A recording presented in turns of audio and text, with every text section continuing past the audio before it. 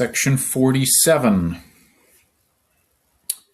Tennyson is still contemplating, thinking about life after death and what it might look like. He's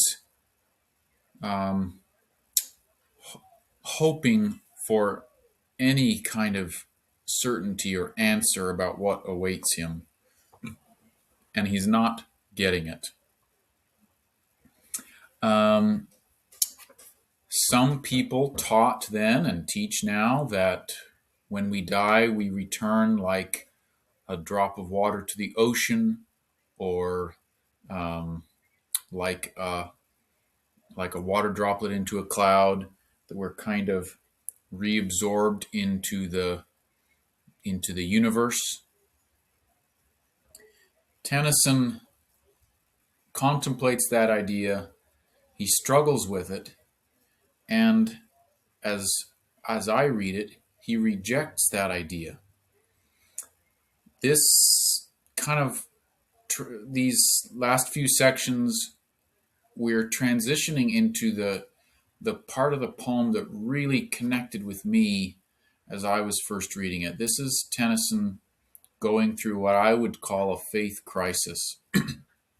I'll have more to say about that as we continue, but pay attention in this section to why he rejects this notion that we are all absorbed into a great, light, an undifferentiated light. Why he rejects it, and how he rejects it, because I think it is important for it's important for how he deals with faith in general. I love line 8. It's just an assertion without proof, without a scientific study, without support. He just asserts, "I shall know him when we meet." He's not asking. He just feels it. And I know some people are thinking, "Oh, so we know things just based on our feelings." Well, that's not the only way to know truth, and it's not the way to know all truth. But Tennyson just says here, I can't explain it, but I shall know him when we meet. He feels it. Line 12, he is referring to love. Of love on earth, he seeks at least. So he's personifying love and describing what love hopes. So he contemplates what life might be like, what the afterlife might be like if we're all just absorbed into the great light. He rejects that.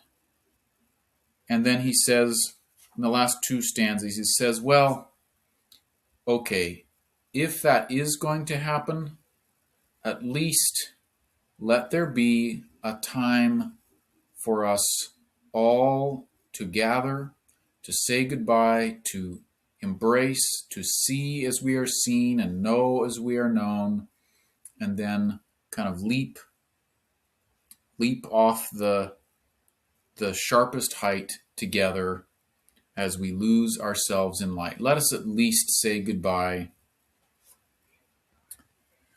before whatever comes.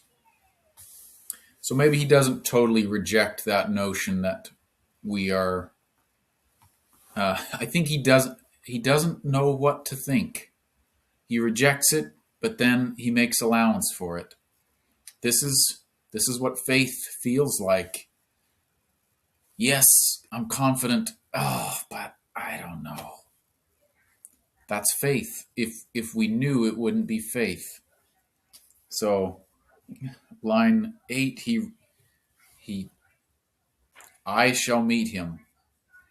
And then the last stanza he says, but if we are absorbed into light, let us at least say goodbye. Okay, section 47. That each who seems a separate whole should move his rounds, and fusing all, the skirts of self again should fall, remerging in the general soul. Is faith as vague as all unsweet? Eternal form shall still divide the eternal soul from all beside, and I shall know him when we meet. And we shall sit at endless feast, enjoying each the other's good. What vaster dream can hit the mood of love on earth?